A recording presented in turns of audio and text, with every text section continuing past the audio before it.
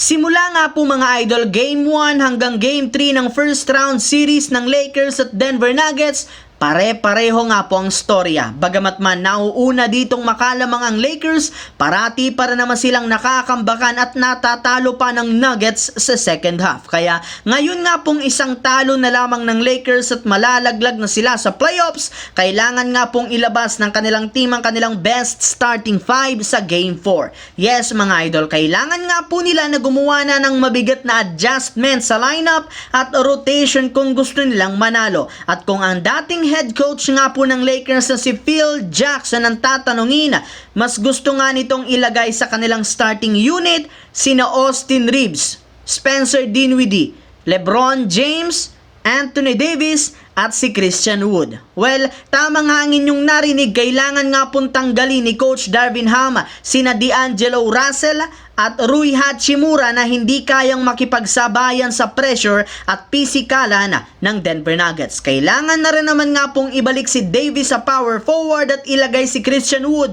sa starting center. Sa ganitong paraan, hindi masyadong mapapagod si Davis, gayong kung inyong ang mapapansin, sobrang nahihirapan ito na makagalaw sa huling minuto ng kanilang laban since siya na ang nangunguna sa kanilang opensa, siya pa ang inaasahan sa depensa. Kaya upang magkaroon nga si Davis ng sapat na enerhiya sa fourth quarter, kailangan nga po ng Lakers ng isang big man na tutulong sa kanya. At sakto naman nga po na magbabalik at maglalaro na rin naman si Christian Wood sa Game 4 matapos ang ilang buwan nitong pagkawala dahil sa injury sa tuhod. Samantala, dahil nga po mga idol sa pagkatalo ng Phoenix Suns sa Game 3 sa loob ng kanilang home court, nabaon na nga sila sa 0-3, ay pinambabatikos pa sila ng kanilang mga fans at maging mga analysts since masyado nga silang nadismaya. Ika nga'y sayang ang napakalaking binabayad ng Suns sa kontrata ng tatlong superstar na sina Kevin Durant, Devin Booker at Bradley Beal. Subalit, ayon rin naman nga sa naging pahayag ni Durant, na iintindihan rin naman nga po niya ang pagkadismaya ngayon ng kanilang mga fans gayong napakalaki ng expectation ng mga ito sa kanila.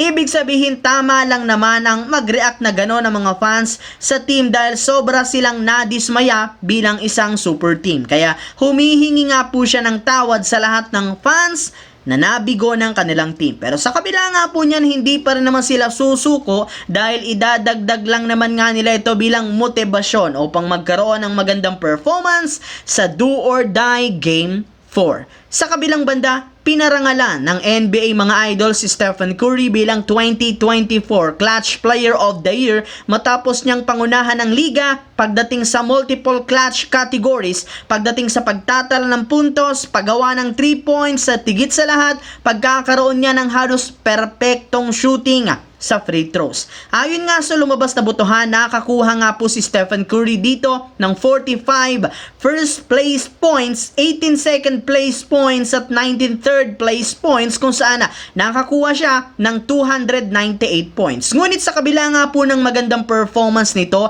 at ang pagiging clutch nito ngayong season, bigo pa rin siya na mabuhat ang Warriors na makapasok sa playoffs. At bagamat man kasalukuyang nagbabakasyon si Curry, hindi pa rin naman nga siya tumitigil na tulungan ng team na mapa-improve ang kanilang lineup. Sa katunayan, ayon nga sa naging pahayag nito sa media, kasalukuyan nga po siyang nag-i-scout at nagre-recruit na ng mga batang players. Sa katunayan, pinapanood nga po niya ang ilang mga games sa playoffs upang sa ganon malaman niya kung sino-sinong player ang pwede nila ditong makuha at makapag-ambag ng malaki next game. So yun lamang mga idol ang ating bagong video. Once again, this is your J-Zone TV. Huwag kalimutang mag-like, mag-subscribe, pindutin ang notification bell sa akin channel para lagi kayo maging updated sa mga videos na pinapalabas ko. Isang malaking shoutout sa lahat mga idol. Maraming salamat po.